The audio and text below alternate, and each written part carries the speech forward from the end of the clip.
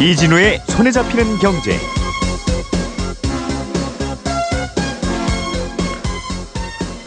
안녕하십니까, 이진우입니다. 손에 잡히는 경제가 뽑은 오늘의 숫자는 7년입니다.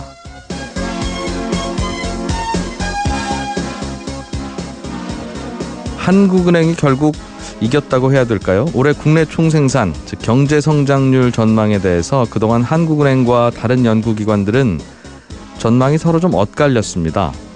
KDI를 비롯해서 민간 금융 연구기관들은 2.6%에서 2.8% 정도로 우리나라 연간 성장률을 전망했는데, 한국은행은 최근에 3.0%로 다시 높여잡을 정도로 비교적 낙관하는 편이었는데요. 오늘 아침에 나온 올해 3분기 7월부터 9월까지의 성장률이 1.4%를 기록한 걸로 잠정 집계됐습니다. 이 1.4%는 3분기 성장률, 그러니까 한 분기의 성장률이니까 이렇게 한 분기 만에 성장을 많이 한 건 2010년 2분기 이후에 7년 만에 최고치고요. 이게 딱 한 분기의 성장률이 1.4%니까 이걸 연간 성장률로 환산을 해보면 연간 5.6%의 경제 성장률을 기록한 것과 비슷합니다. 이렇게 되면 올해 우리나라 경제 성장률은 한국은행이 지난주 발표했던 전망치인 3.0%도 넘어설 게 확실해 보입니다. 4분기에 우리나라 경제가 제자리 걸음만 하더라도 올해 전체 성장률은 3.1%가 되기 때문입니다. 이런 깜짝 성장은 수출에 힘입은 특히 반도체가 전례 없는 호황을 누린 덕분인데요. 이 분기 성장률 1.4%라는 숫자가 대단히 크게 느껴집니다. 이런 성장 효과가 제발 좀 우리나라 경제 전반에도 골고루 퍼지길 기대해 보겠습니다. 물 들어올 때 다 같이 좀 노를 함께 저을 수 있도록 말이죠.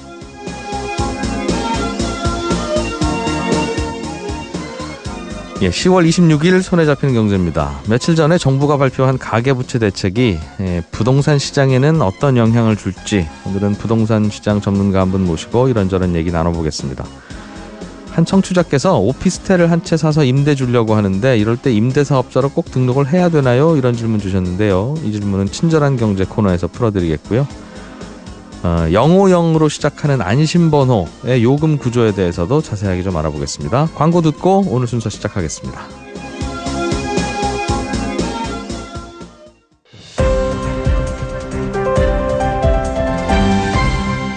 이진우의 손에 잡히는 경제. 예, 경제 뉴스 살펴보겠습니다. 한국경제TV 김치영 기자입니다. 어서 오십시오. 네, 안녕하세요. 정부가 엊그제 가계부채 종합대책을 내놓으면서 네. 다주택자들은 돈 대출받기 더 어렵게 만들었어요. 네네. 전반적으로 대출이 다 어려워져서 다주택자들 대출 조이는 건 알겠는데 필요한 사람도 못 빌리는 거 아닌가? 네. 뭐 이런 걱정도 같이 좀 들었습니다. 맞습니다. 그래서 서민대출 문턱을 정부가 좀 낮춰보겠다 이런 계획을 추가로 발표했나 봐요. 추가로 발표하겠다라고 얘기를 했고요. 예. 이제 그 대책들에 이런 것들이 포함될 거다라는 얘기가 나오는데 사실 할 수 있는 게 그렇게 많지는 않거든요. 그래서 정부가 이제 정책 자금으로 하는 서민들을 위한 대출들이 있습니다. 네. 이걸 보통 이제 우리들이 이른바 정책 모기지 3종 세트다 이렇게들 부르는 것들이 있거든요. 집 살 때 빌리는 돈인데 나라에서 좀 혜택 주는 거. 예. 그러니까 정부의 돈을 받아서 하는 거기 때문에 이자를 싸게 해줄 수 있는 거죠. 그래서 적격 대출, 보금자리론, 디딤돌 대출 이걸 네. 이제 보통 정책 모기지 3종 세트라고 부르는데요. 이것들을 좀 그 대상을 확대하거나 예. 아니면 금액을 조금 더 늘려주거나 그전에는 서민들뿐만 아니라 거의 모든 주택 구입자들이 활용할 수 있는 것이었다면 네. 그중에 이제 특히 적격 대출이 그랬는데요.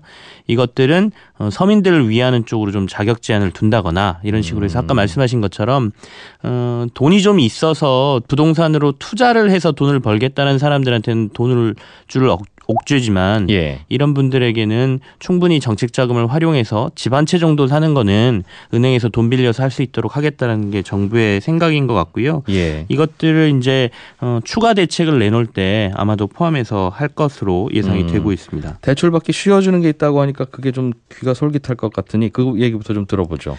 좀 더 대출받기 쉬워지는 대출이 뭐예요? 일단은 적격 대출이라고 봐야 될 것 같은데요. 그러니까 적격 대출 같은 경우에는 아까도 말씀드렸지만 지금 현재로는 자격 제한이 없습니다. 대신에 네. 주택을 구입할 때 주택 가격 9억 원 이하면 적격 대출 신청이 가능하게 돼 있거든요. 적격 대출이라는 게 예전에도 우리 방송에서 한번 공부한 적이 있는데 네네. 알아보니까 20년 내지 30년 동안 초장기로 고정금리로 대출해주는. 예, 그렇죠. 그러다 보니까 은행들은 우리는 이거 위험해서 안 할래요 하는데 정부가 뒤에서 그럼 필요한 거 우리가 도와줄게 해가지고 만들어준 그런 상품이라고 하더군요. 그렇죠. 그래서 뭐 아까 말씀하신 대로 초장기이기 때문에 부담도 좀 덜할 테고요. 예. 그리고 이자 같은 경우에 다른 일반 은행들의 주택담보대출이라든지 이런 거보다 조금 유리한 상황이고요. 그러니까 고정금리인데도 불구하고 요즘 변동금리보다도 심지어 좀 싸더군요. 네. 이자율이. 그래서 이게 인기가 굉장히 많았습니다. 올해만 지금 21조 원이 적격 대출이 증가한 것으로 보이고요. 네. 6월 말 현재 적격 대출 잔액이 58조 원이나 되거든요. 근데 이게 아까 말씀드린 대로 신청 자격 제한이 딱히 없었습니다. 그러니까 부유층도 할 수 있었다. 예. 주택 가격이 살려는 주택이 9억 원 이하이기만 하면. 예, 그래서 이걸 이제 그 소득이나 이런 부분으로 해서 조금 정부가 허들을 만들겠다라는 것이겠죠. 네. 그렇게 된다라고 하면 사실 서민들 입장에서는 여러 사람이 와서 신청하는 것보다 물론 정부가 할 수 있는 대출금은 이제 한정이 돼 있겠지만 조금 더 이제 대출을 받기가 쉬워진다. 그러니까 적격 예. 대출을 활용할 용도가 좀 많아진다라고 보시면 되겠고요. 사실은 적격 대출이나 보금자리론이나 생긴 건 똑같고 같은 대출인데 네네. 이게 은행들이 알아서 자율적으로 하는 거는 적격 대출, 정부기관에서 하는 건 보금자리론. 결국은 그렇습니다. 그런 차이여서 저는 보금자리론이나 적격 대출이나 자격 제한도 똑같구나 싶었는데 적격 대출은 거의 별도의 자격 제한이 없었다고 소득 보시면 제한이 돼요. 없었군요. 네. 그래서 아까 말씀드린 대로 내가 살려는 집이 9억 원 이하라고 하면 누구든지 사실은 활용할 수 있는 대출이었고요. 예. 그리고 말씀하신 것처럼 정부 자금으로 하고 있는 보금자리론하고 디딤돌 대출 같은 경우는 이제 보통 보금자리론은 연소득 7천만 원 이하인 무주택자 네. 또는 1주택 보유자가 6억 원 이하의 주택을 살 때 주택 가격의 70%까지 대출을 해주는 상품이었거든요. 예. 이것도 아마도 아까 말씀드린 것처럼 무주택자에게만 혜택을 주지 않겠느냐라는 네. 지금 얘기가 나오고 있고요. 지금은 갈아타는 1주택자도 주고 있는데 네네. 혜택 안 줄 거고 예. 연소득이 7천만 원 이하여야 된다. 예. 뭐 부부 합산이죠. 그렇죠. 그래야 되는 제한 조건이 있어서 우리 부부 합치면 여기에 있어 200만 원 더 넘는데 못 받네. 뭐 이런 분들도 있었는데.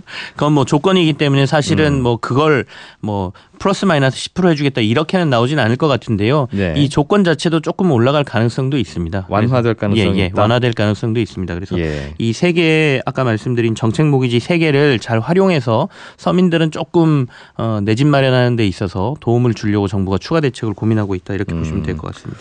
집은 이러나 저러나 좀 하나 있으면 좋겠는데 대출이 조여져서 좀 고민이다라고 하는 생각하는 분들 중에 소득 조건이 맞는 분들은 연말에 좀 기다려보면 좋겠네요. 네, 그렇습니다. 정부에서 만들어 놓은 대출이 유리한 대출이 또 나올 수 있으니까. 네, 그리고 뭐 부동산 시장 자체가 지금 정부가 워낙 강하게 대책들을 쏟아내고 있기 때문에 예.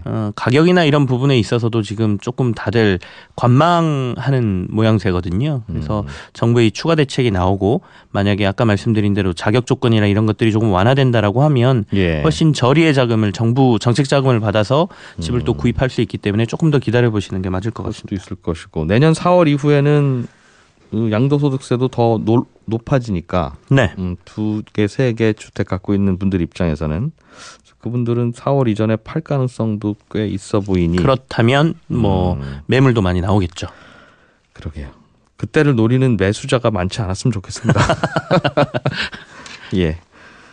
좀 전에 말씀하신 건 집을 한 채 살려고 할 때 대출 해주는 대출이고 네네. 집 사는 거 말고 전세로 사실 분들을 위한 대출도 필요한데 전세가 요즘 워낙 비싸니까. 이 부분도 그런 이제 대출은 어떻습니까? 정부가 고려를 하고 있어요. 근데 어차피 활용할 수 있는 거는 정부가 이제 뒤에서 어느 정도 기금이나 이런 것들을 활용해서 도와줄 수 있는 부분이거든요. 그냥 시중은행들을 이렇게 옥죄서 야 이건 싼 이자 받아서 너네 돈 빌려줘라고는 할 수는 없는 거잖아요. 그래서 이런 것들도 목록을 보면 주택도시기금이 운영하는 이제 버팀목 전세자금 대출이나 주거안정 월세 대출, 서민금융진흥원에서 운영하는 임대주택 보증금 대출 뭐 이런 것들입니다. 예. 버팀목 대출은 연소득이 5천만 원 이하의 무주택자가 2%대 이자로 최대 8천만 원, 수도권은 1억 2천만 원까지도 전세자금을 빌릴 수 있는 거거든요. 예. 그래서 이런 부분도 지금 앞서도 말씀드린 것처럼 확대를 한다는 얘기는 자격 제한을 조금 완화한다라고 보시는 게 맞고요. 금리 수준은 사실 2%대이기 때문에 여기서 더 싸게 해주기는 힘들 것으로 보여요. 그래서 이것뿐만 아니라 이제 신혼부부와 관련된 국토부가 운용하는 신혼부부의 대출 한도 같은 경우에도 네. 한도를 이건 조금 더 늘리는 방향으로 지금 얘기가 되고 있다 이렇게 전해지고 있습니다. 그렇군요. 다른 뉴스 하나 보죠. 네. 조세 회피처에 외국인이 보유하고 있는 우리나라 주식, 우리나라 채권.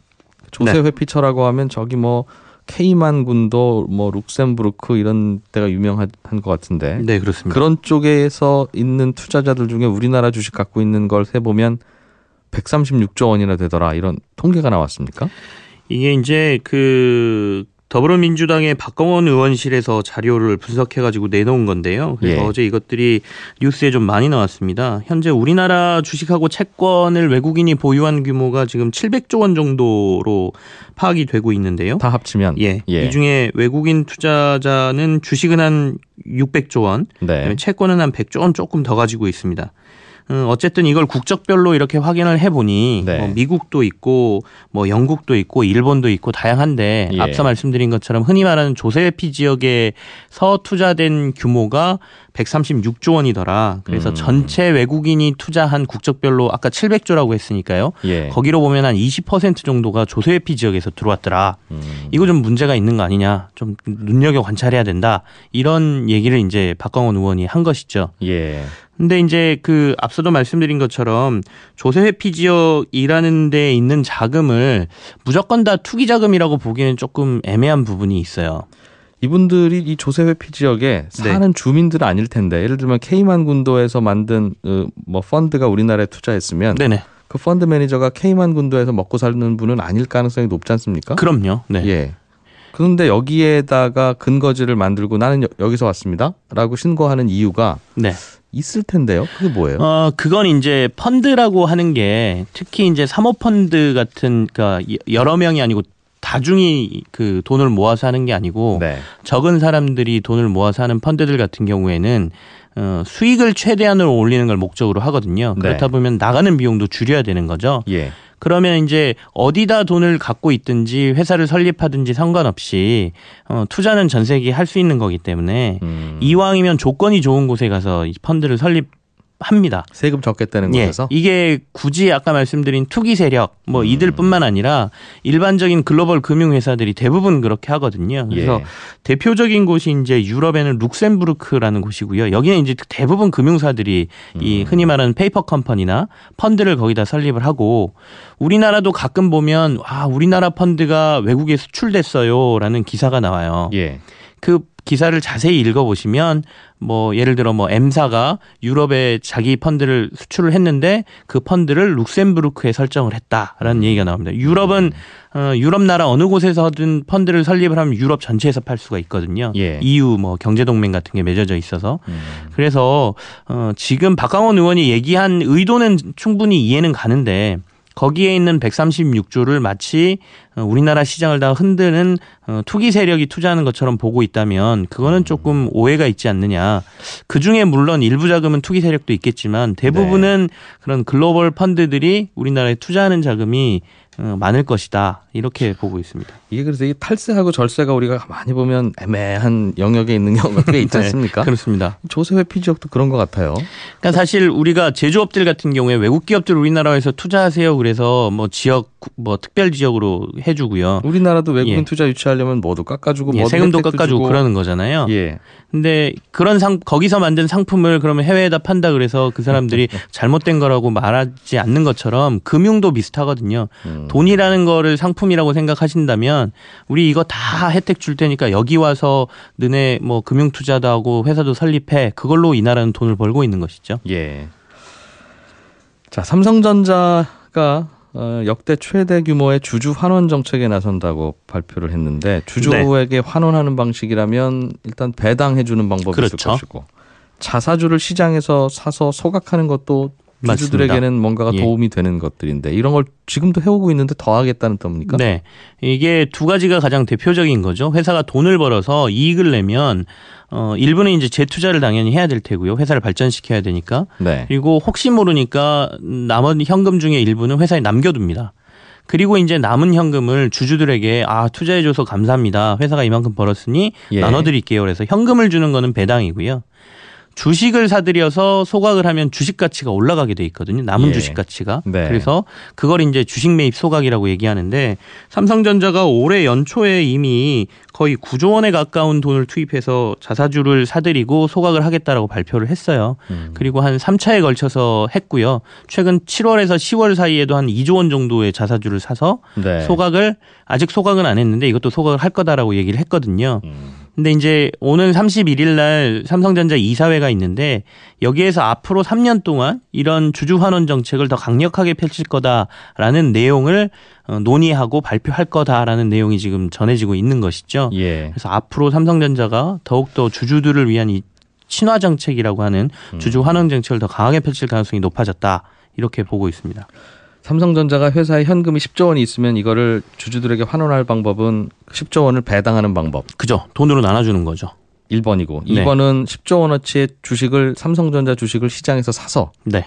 소각하는 방법이 있는데 네. 주주들 입장에서는 뭐 그거나 배당받으면 나한테 현금 들어오는 거고 소각하면 주가가 올라가니 마찬가지다라고 생각하지만 네. 정부 입장에서 보면 네. 그 10조 원을 현금으로 배당을 했으면 배당 소득세만 해도 한 2, 3조 원이 정부한테 들어오는데 맞습니다. 이거를 주식시장에서 사서 그냥 없애버리면 이건 뭐 주식 살 때 조금 내는 세금 이것만 말고는 없으니까 네. 굳이 선택을 하려면 좀 배당을 해주지 2, 3조 원이 큰 돈인데.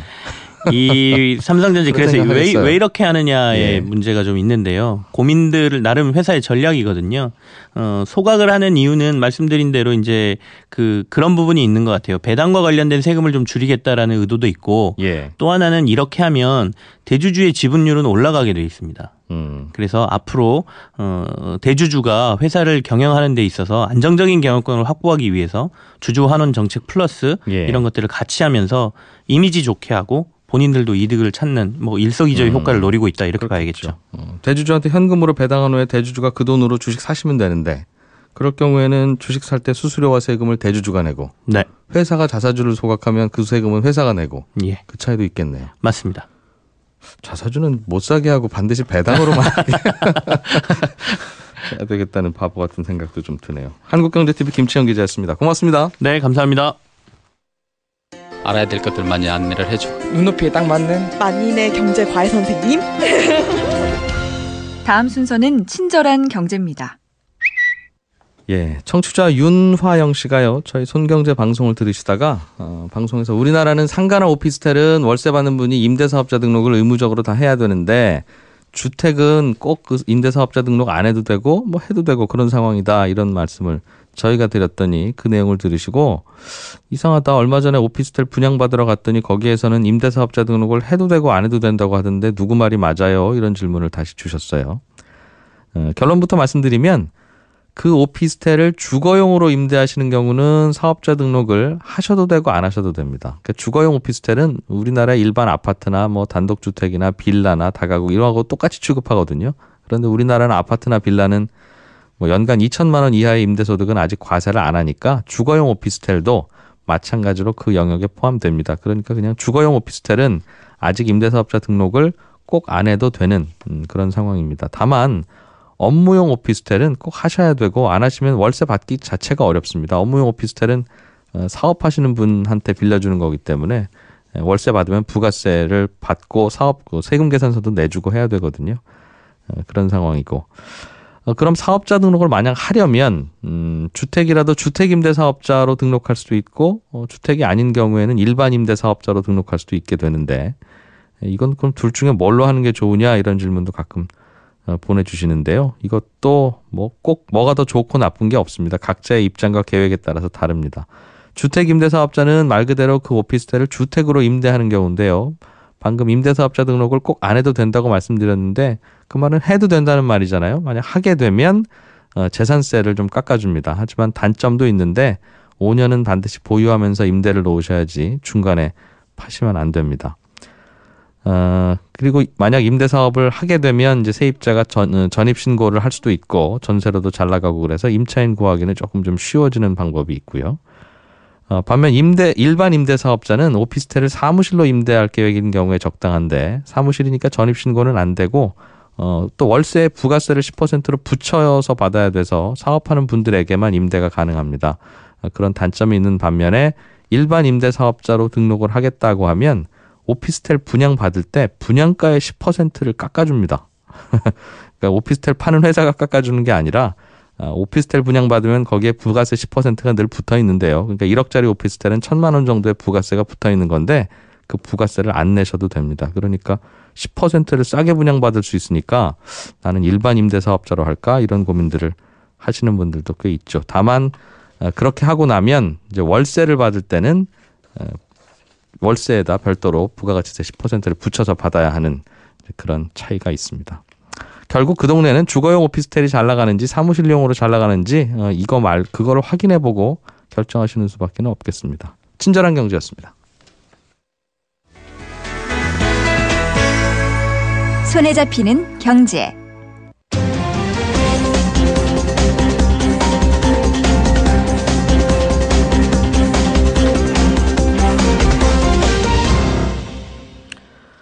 예, 앞으로 집을 사려는 사람들, 특히 다주택자들은 대출을 더 힘들게 하겠다는, 어렵게 하겠다는 정책을 며칠 전에 정부가 발표했는데 이 대책 부동산 시장에는 어떤 정도의 영향을 미칠지 좀 짚어보겠습니다. NH투자증권의 김규정 부동산 전문위원을 전화로 연결했습니다.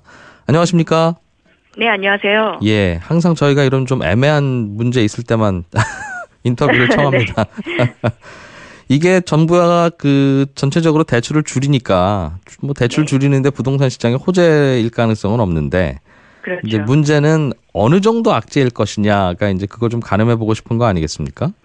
네, 맞습니다. 그래서 인터뷰를 좀 청했는데 일단 이번 정책 자체에 대해서는 어떻게 평가하십니까, 김 의원께서는?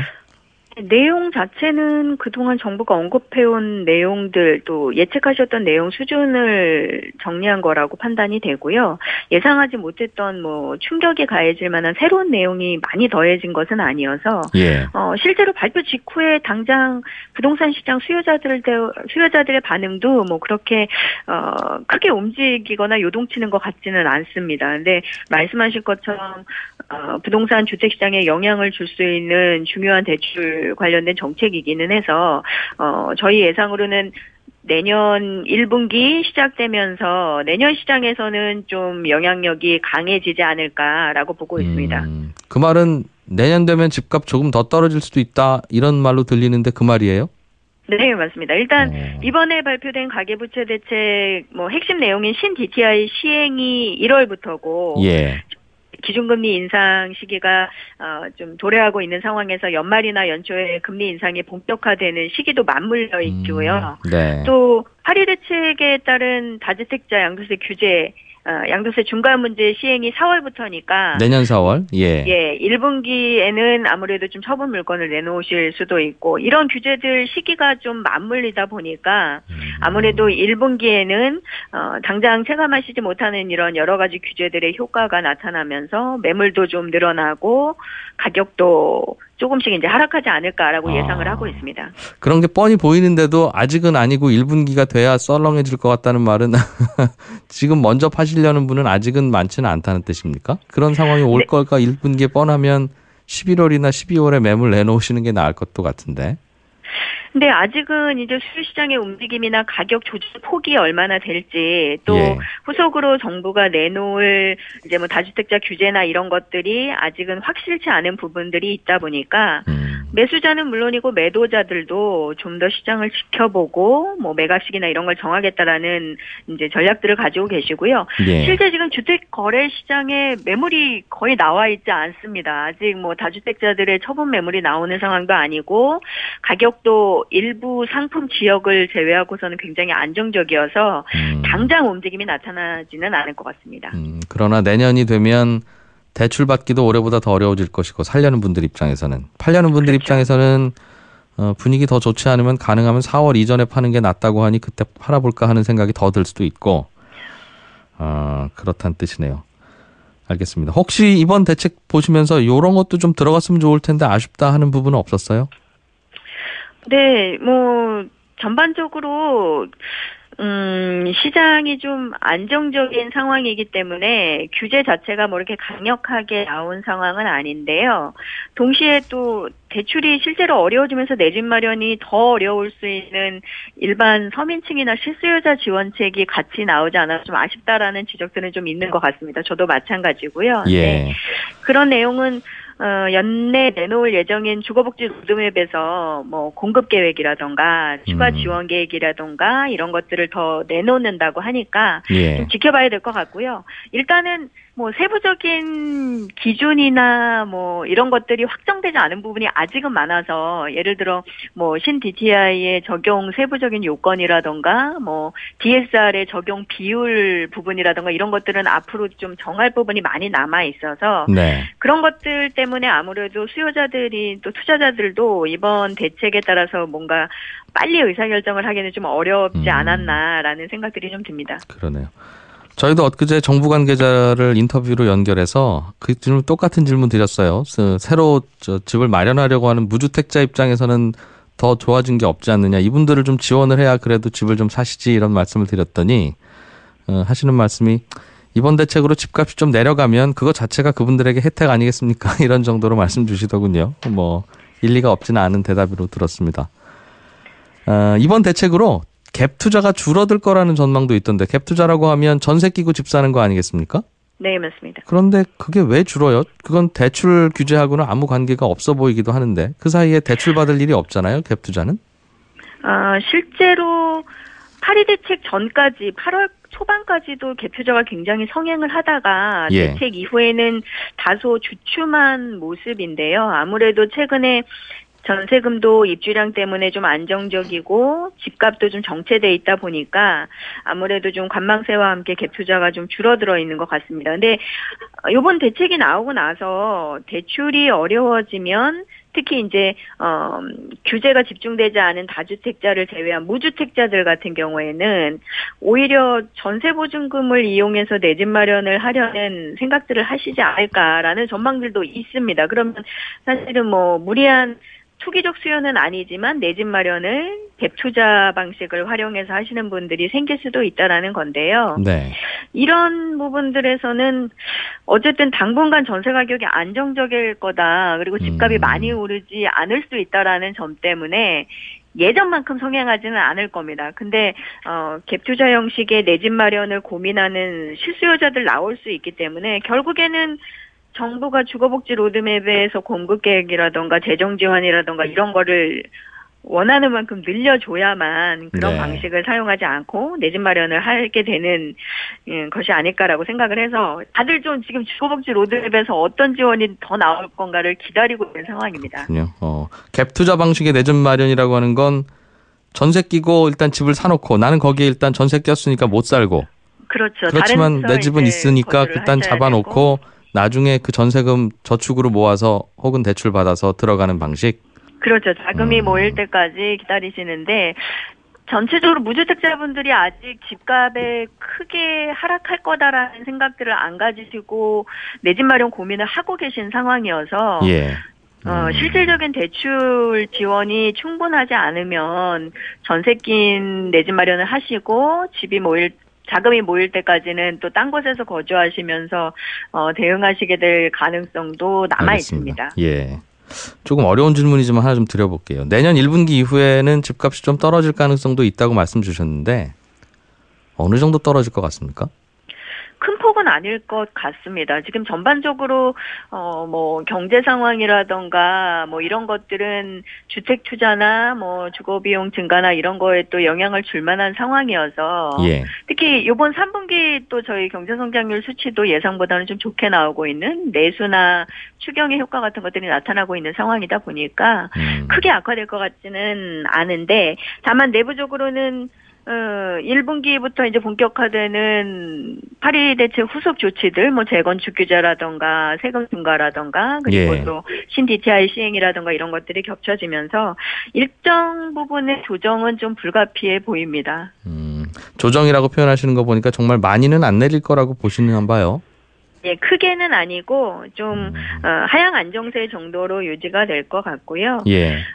어쨌든 그런 환경에서 좀 가격이 많이 떨어지려면 다주택자분들이 물건을 좀 많이 내놓거나 뭐 임대주택을 뭐 충분히 등록하고 내놓거나 뭐 이래야 되는 상황인데 예. 그것을 판단하기에는 아직 이제 여러 가지 규제 요건들 불확실한 부분들이 좀 남아 있어서 예. 다들 좀 아직은 관망세를 유지하고 있는 실태입니다. 알겠습니다. 집을 갖고 있는 분들이 혹시 이 집 팔아야 돼요? 싸게라도 팔까요? 이렇게 김 의원께 좀 상담을 청하면 김 의원은 어떻게 보통 답하십니까? 그럼? 일단은 지금 대출 규제가 강화되고 있는 상황이어서 예. 내년부터는 대출 한 30% 이내로 제한하시고 나머지는 자기 자본 마련으로 계획을 하셔야 되는 상황일 것 같습니다. 그러면 자기 자금이나 이제 재정 여력이 좀 상한 능력 되시는 분들은 1분기 이후에 가격 조정이 좀 시작되면 네. 적절한 지역에서 좀 검토해 보실 수 있겠고요. 자금이 안 되시는 분들은 대출 환경이나 금리 환경 때문에 좀 무리한 대출 쓰시는 거는 굉장히 좀 위험할 수 있어 보입니다. 그래서 예. 뭐 40-50% 이상 뭐 대출을 생각하셨던 이런 분들은 당분간은 좀 내 집 마련 시기를 미루고 정부 뭐 공공임대라던가 이런 걸 쓸 수 있는 자격이 되는지를 빨리 좀 타진해 보시는 예. 게 좋을 것 같습니다. 목돈 좀 있는 분들 아니면 집 사는 것도 좀 고민을 해봐야 된다는 말씀이네요. 주가가 좀 일단 떨어지더라도. 대출이 어렵고 금리도 이제 막 본격적으로 오를 걸로 예상이 되어서 예. 아무래도 뭐 집값의 30-40% 이상 대출을 써야 된다. 이런 분들은 좀 신중하게 이 정도 이자 부담을 하는 것이 적절한가를 좀 고민하셔야겠죠. 예. 전세 가격은 그럼 어떻게 움직일 것 같습니까? 지금 가을 이사철인데도 불구하고 전세 가격 비교적 안정적인데요. 올해 4분기, 내년 1분기에도 입주량이 상당히 예년 평균치보다 많아서 안정세가 유지될 걸로 보여집니다. 또 집값이 좀 정체돼 있다 보니까 전세 상승세도 좀 크지는 않을 걸로 보여지는데요. 다만 주택자금 대출에 비해서 전세자금 지원 대출 규제는 그렇게 뭐 강화된 부분이 없기 때문에 예. 또 전세 대출을 쓰시는 분들 전세 수요 증가 이런 것들이 나타나면 뭐 일부 인기 지역이나 뭐 개발 이주 지역이나 이런 데서는 뭐 다소 차이를 보일 수는 있습니다. 그러나 전세 물량 공급할 만큼의 새 집도 꽤 공급이 된다고요? 연말 뭐 내년 이렇게? 네, 이번 4분기, 내년 1분기에도 입주 물량이 꽤 여유가 있고요. 내년에 뭐 예. 말씀은 대부분 다 듣긴 했는데 김규정 의원께서 지금 공항에 계셔서요. 아마 혹시 그 문제 때문에 전화가 끊긴지 모르겠습니다. 대강 인터뷰 내용 들었기 때문에 오늘은 여기까지 듣고요. 또 아쉬운 내용 다음번에 또 연결해서 듣겠습니다. NH투자증권의 김규정 부동산 전문위원이었습니다.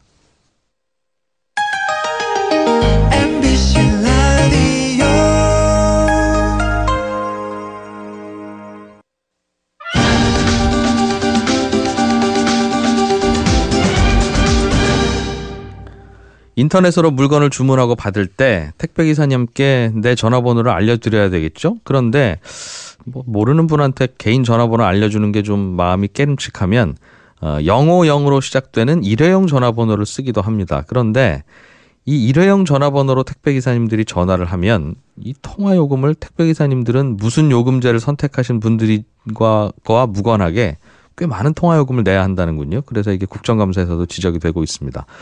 어떤 구조가 됐길래 이렇게 됐는지 오늘 친절한 하나씨 이하나 리포터가 취재해 보셨습니다. 어서 오십시오. 네, 안녕하세요. 050으로 시작되는 게 그러니까 뭐 그런 일회용 번호들이에요? 네, 맞습니다. 정확히 일회용 번호인데요. 앞서 말씀하셨듯이 제가 인터넷 쇼핑몰에서 주문을 하다가 네. 내 번호를 택배 상자에 쓰여지는 게 너무 싫다라고 하면 안심 번호를 선택할 수 있거든요. 그러면 이 050 번호로 그 주문자 정보에 적히는 거죠. 그래서 택배 기사들은 이 050 번호에다가 전화를 걸면 저한테 연결이 되는 구조인 거죠. 그럼 050 번호를 원래 내 번호는 뭐 몇 번인데 이거를 잠깐만 일회용 번호 050으로 시작되는 번호를 쓸래요 하면 그 번호를 그렇게 짝짓기 매치해주는 사업자가 있겠네요. 네, 따로 있습니다. 이 사업자들이 쇼핑몰이나 홈쇼핑 업체랑 협약을 맺는 건데요. 네. 너희 고객 안심번호 우리가 만들어줄 테니까 우리에게 서비스를 뭐 써라라고 하면 이 050 사업자 전산 시스템에는 050 번호에 진짜 010 땡땡땡 이런 번호를 입력해 둡니다. 네. 그리고 나서 택배기사가 050으로 전화를 하면 그 전산 시스템에 살짝 접속이 됐다가 네. 그다음에 진짜 번호로 연결이 되는 거죠. 그런데 우리는 보통 요즘은 뭐 통화 요금제에 따라 다릅니다만 음성으로 전화 걸고 받고 하는 건 무제한인 요금제가 많잖아요. 그렇죠. 택배기사님들은 대부분 전화 많이 하시니까 대개는 그걸 선택할 거고. 그런데 무제한이라고 하면 어디에 전화해도 통화요금은 따로 안 받아요라는 뜻인 것 같은데 영어용 번호로 전화할 때는 통화료를 따로 내야 돼요? 영어용 번호는 좀 예외적으로 뷔페 가면은 따로 돈 내고 먹는 그런 음식도 있잖아요. 그런 것처럼 예. 따로 떼어놨는데요.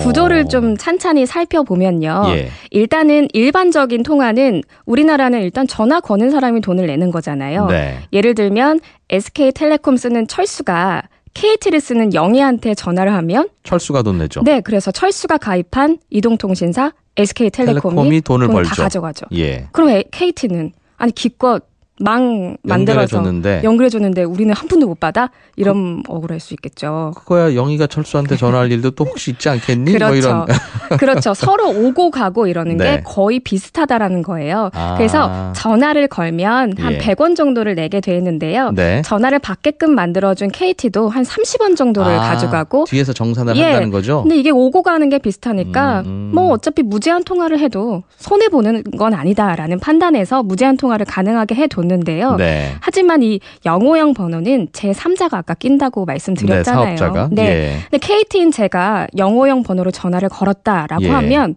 그 영어형 사업자가 KT에 전화할 일은 거의 없잖아요. 이게 쌍방 교환이 안 되는 거죠. 일방적으로 돈을 내야 되는 그런 구조기 때문에 이거는 따로 떼서 요금을 부과하고 정산도 하려고 무제한 요금제에서는 제외를 한 겁니다.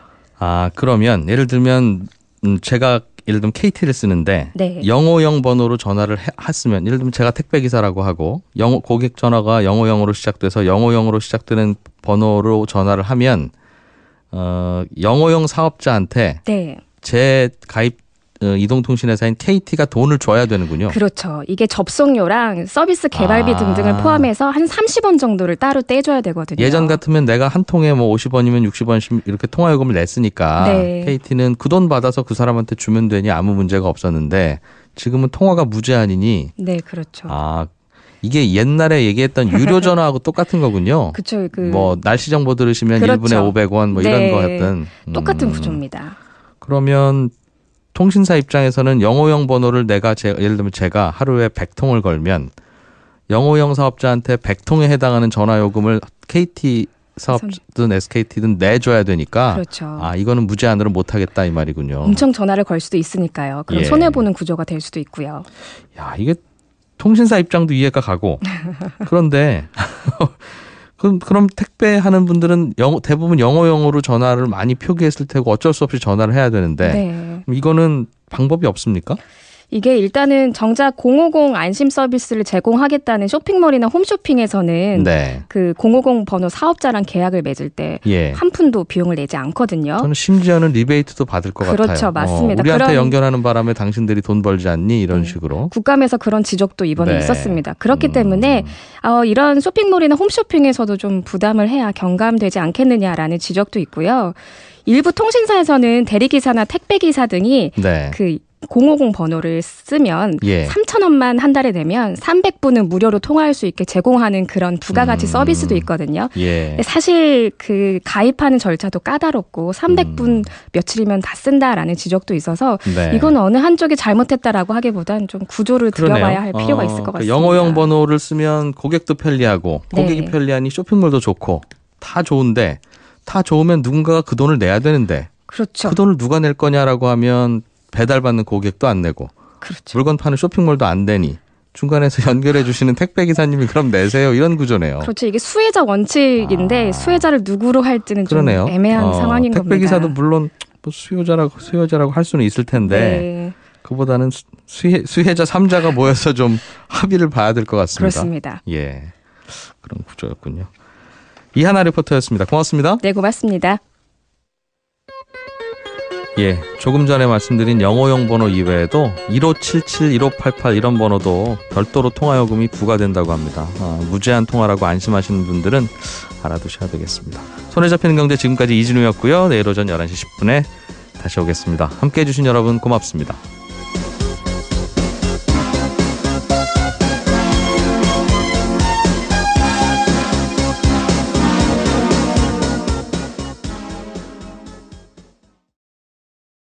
드린 것처럼 무주택자에게만 혜택을 주지 않겠느냐라는 지금 얘기가 나오고 있고요. 지금은 갈아타는 1주택자도 주고 있는데 네네.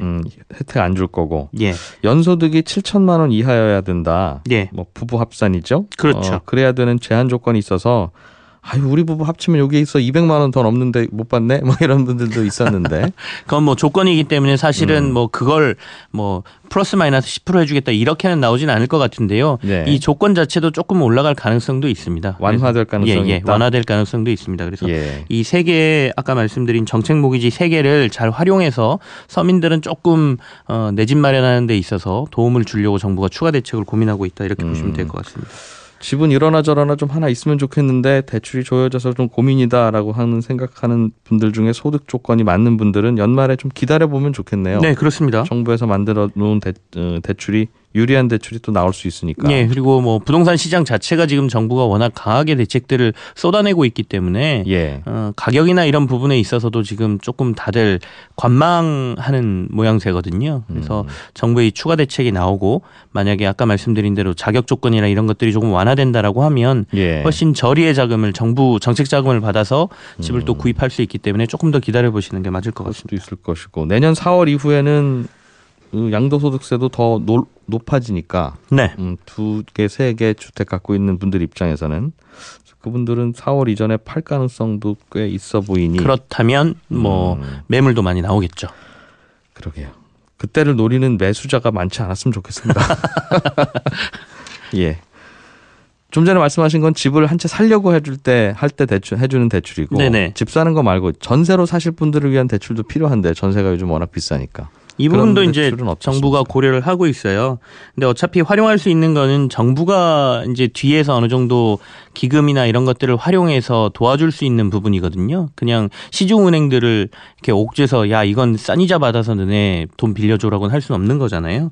그래서 이런 것들도 목록을 보면 주택도시기금이 운영하는 이제 버팀목 전세자금 대출이나 주거안정 월세 대출, 서민금융진흥원에서 운영하는 임대주택 보증금 대출 뭐 이런 임대 주려고 하는데 이럴 때 임대사업자로 꼭 등록을 해야 되나요? 이런 질문 주셨는데요. 이 질문은 친절한 경제 코너에서 풀어드리겠고요. 050으로 시작하는 안심번호의 요금 구조에 대해서도 자세하게 좀 알아보겠습니다. 광고 듣고 오늘 순서 시작하겠습니다.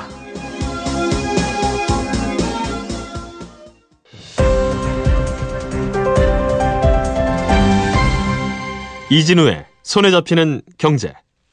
예, 경제 뉴스 살펴보겠습니다. 한국경제TV 김치영 기자입니다. 어서 오십시오. 네, 안녕하세요. 정부가 엊그제 가계부채 종합대책을 내놓으면서 네.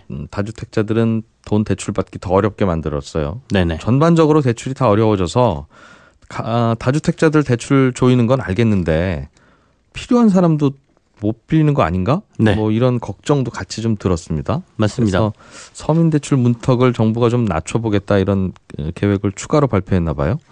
추가로 발표하겠다라고 얘기를 했고요. 예. 이제 그 대책들에 이런 것들이 포함될 거다라는 얘기가 나오는데 사실 할 수 있는 게 그렇게 많지는 않거든요. 그래서 정부가 이제 정책 자금으로 하는 서민들을 위한 대출들이 있습니다. 네. 이걸 보통 이제 우리들이 이른바 정책 모기지 3종 세트다 이렇게들 부르는 것들이 있거든요. 집 살 때 빌리는 돈인데 나라에서 좀 혜택 주는 거. 예. 그러니까 정부의 돈을 받아서 하는 거기 때문에 이자를 싸게 해줄 수 있는 거죠. 그래서 적격 대출, 보금자리론, 디딤돌 대출 이걸 네. 이제 보통 정책 모기지 3종 세트라고 부르는데요. 이것들을 좀 그 대상을 확대하거나 예. 아니면 금액을 조금 더 늘려주거나 그 전에는 서민들뿐만 아니라 거의 모든 주택 구입자들이 활용할 수 있는 것이었다면 네. 그중에 이제 특히 적격 대출이 그랬는데요. 이것들은 서민들을 위하는 쪽으로 좀 자격 제한을 둔다거나 이런 식으로 해서 아까 말씀하신 것처럼 돈이 좀 있어서 부동산으로 투자를 해서 돈을 벌겠다는 사람들한테는 돈을 줄 옥죄지만 예. 이런 분들에게는 충분히 정책 자금을 활용해서 집 한 채 정도 사는 거는 은행에서 돈 빌려서 할 수 있도록 하겠다는 게 정부의 생각인 것 같고요. 예. 이것들을 이제 추가 대책을 내놓을 때 아마도 포함해서 할 것으로 예상이 되고 있습니다. 대출받기 쉬워지는 게 있다고 하니까 그게 좀 귀가 솔깃할 것 같아요.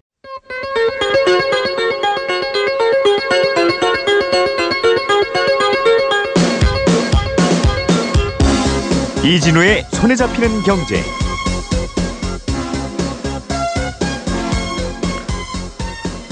안녕하십니까, 이진우입니다. 손에 잡히는 경제가 뽑은 오늘의 숫자는 7년입니다.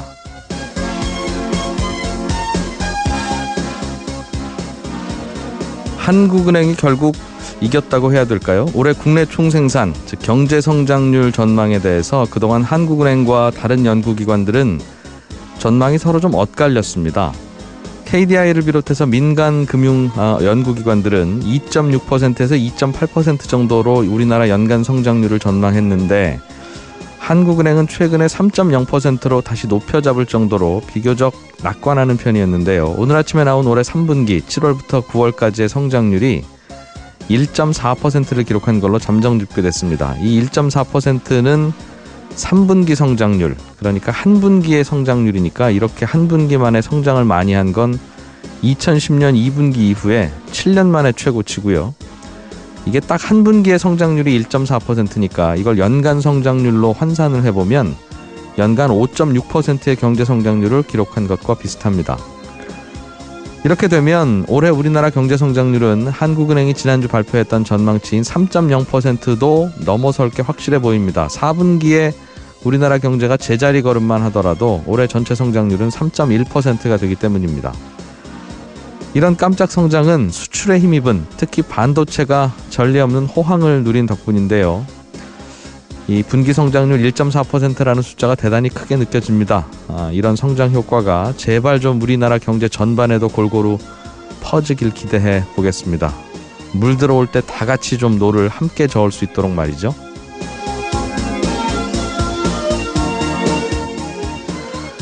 예, 10월 26일 손에 잡히는 경제입니다. 며칠 전에 정부가 발표한 가계부채 대책이 부동산 시장에는 어떤 영향을 줄지 오늘은 부동산 시장 전문가 한 분 모시고 이런저런 얘기 나눠보겠습니다. 한 청취자께서 오피스텔을 한 채 사서 이런 것들입니다. 예. 버팀목 대출은 연소득이 5천만 원 이하의 무주택자가 2%대 이자로 최대 8천만 원, 수도권은 1억 2천만 원까지도 전세자금을 빌릴 수 있는 거거든요. 예. 그래서 이런 부분도 지금 앞서도 말씀드린 것처럼 확대를 한다는 얘기는 자격 제한을 조금 완화한다라고 보시는 게 맞고요. 금리 수준은 사실 2%대이기 때문에 여기서 더 싸게 해주기는 힘들 것으로 보여요. 그래서 이것뿐만 아니라 이제 신혼부부와 관련된 국토부가 운용하는 신혼부부의 대출 한도 같은 경우에도 네. 한도를 이건 조금 더 늘리는 방향으로 지금 얘기가 되고 있다 이렇게 전해지고 있습니다. 그렇군요. 다른 뉴스 하나 보죠. 네. 조세 회피처에 외국인이 보유하고 있는 우리나라 주식, 우리나라 채권. 조세 회피처라고 하면 저기 뭐 케이만군도 뭐 룩셈부르크 이런 데가 유명한 것 같은데. 네, 그렇습니다. 그런 쪽에서 있는 투자자들 중에 우리나라 주식 갖고 있는 걸 세보면 136조 원이나 되더라. 이런 통계가 나왔습니까? 이게 이제 더불어민주당의 박광원 의원실에서 자료를 분석해가지고 내놓은 건데요. 그래서 예. 어제 이것들이 뉴스에 좀 많이 나왔습니다. 현재 우리나라 주식하고 채권을 외국인이 보유한 규모가 지금 700조 원 정도로 파악이 되고 있는데요. 다 합치면? 예. 예. 이 중에 외국인 투자자는 주식은 한 600조 원, 네. 채권은 한 100조 원 조금 더 가지고 있습니다. 어쨌든 이걸 국적별로 이렇게 확인을 해보니 네. 뭐 미국도 있고 뭐 영국도 있고 일본도 있고 다양한데 예. 앞서 말씀드린 것처럼 흔히 말하는 조세회피 지역에서 투자된 규모가 136조 원이더라. 그래서 전체 외국인이 투자한 국적별로 아까 700조라고 했으니까요. 예. 거기로 보면 한 20% 정도가 조세회피 지역에서 들어왔더라. 이거 좀 문제가 있는 거 아니냐. 좀 눈여겨 관찰해야 된다.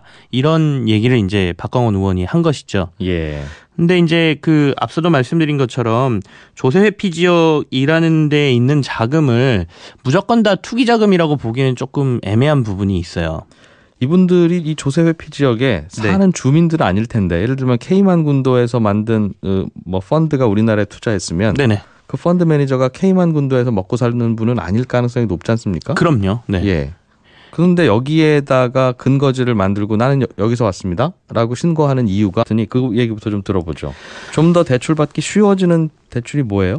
일단은 적격 대출이라고 봐야 될 것 같은데요. 그러니까 적격 대출 같은 경우에는 아까도 말씀드렸지만 지금 현재로는 자격 제한이 없습니다. 대신에 네. 주택을 구입할 때 주택 가격 9억 원 이하면 적격 대출 신청이 가능하게 돼 있거든요. 적격 대출이라는 게 예전에도 우리 방송에서 한번 공부한 적이 있는데 네네. 알아보니까 20년 내지 30년 동안 초장기로 고정금리로 대출해주는. 예, 그렇죠. 그러다 보니까 은행들은 우리는 이거 위험해서 안 할래요 하는데 정부가 뒤에서 그럼 필요한 거 우리가 도와줄게 해가지고 만들어준 그런 상품이라고 하더군요. 그렇죠.